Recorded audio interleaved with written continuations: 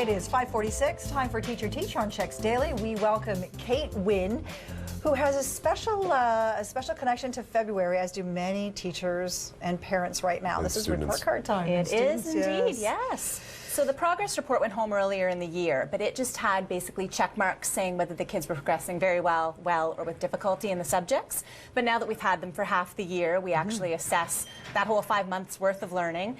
And so the learning skills still get marked E for excellent, G for good, etc. Okay. But each subject now gets a letter grade for grades 1 to 6. And then starting grade 7, they get percentages for each grade. Now, are those letter grades written in pen or pencil? We computerized them. I'm not sure if kids try to change them like you did. All right, so they are computerized. They are. Oh, you guys are rats. Can't get away with that anymore. Okay. So how do you set the scene at home when it's time for report card time? Because, you know, we tend to have fun with that, ooh, report cards. Yeah. We don't really want to instill fear in this, whether it's For good or sure. a bad grade. No, exactly. And hopefully there are no surprises, because if anything really serious is going on, you would have been in touch with the teacher and you would have already had this conversation. But sometimes you don't know exactly what the grade might be or what the next steps might be. So it's always good to go over the report card with your child. And that last page, there's always the part where the child fills something in and you fill something in and send it back. It's really important to take the time to have your child do that. If they're really young, you can scribe for them what they want to say or whatever the case may be. But I always assign that to my kids for homework the night the reports go home and give them a few days to do it. But I know as a parent, sometimes you just want to get stuff off your kitchen counter and I'll just send it back and they don't even need to see that form. But it's a good chance for the kids to reflect on what they've done well this term and what they need to work on next term too. So that's a good place to start the discussion. As a teacher, how rewarding is it to send out the progress reports and then once report cards come around to actually see a little incremental progress with students? Oh, it's amazing, and especially when you've given next steps and they've been followed, whether it's something the kid needs to do in class or whether it's kind of home support that you've been looking for. And so it's great when you can actually look at how that has progressed. For Now, sure. on the opposite angle of that, when you see that maybe we've seen a decline or stayed the same, what are the next steps then?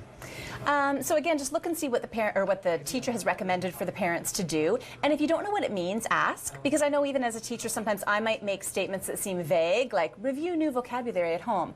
Well, where do you get the vocabulary? How do you want me to review it? How often? What do you want me to do? So make sure you ask if you don't know exactly what those steps mean. And make sure that the child knows, because sometimes the language, the child may not even understand what they're being asked to do or to improve upon. Well, I would think that having the child part of the discussion too also empowers them that this is not something that is happening to them, that is something that they are connected to. Absolutely, and that's what we do at school too, like especially with the learning skills part. I know this term I looked at organization and responsibility, especially with the kids, and we decided what the criteria were. Like, what does organization mean? I keep my desk tidy, I remember my belongings at night, I write in my planner, that sort of stuff. And so they do a little self-evaluation before I even do the report cards, and they look at how well they think they've done on things. And this is grade 2, 3.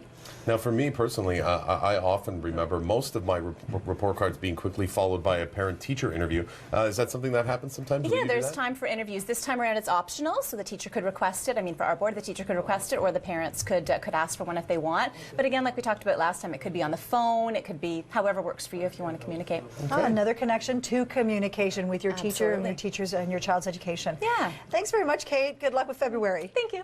All right, that's Kate Winn with Teacher, and we're going to finish up with Kaylee and Kevin in an ice fishing excursion.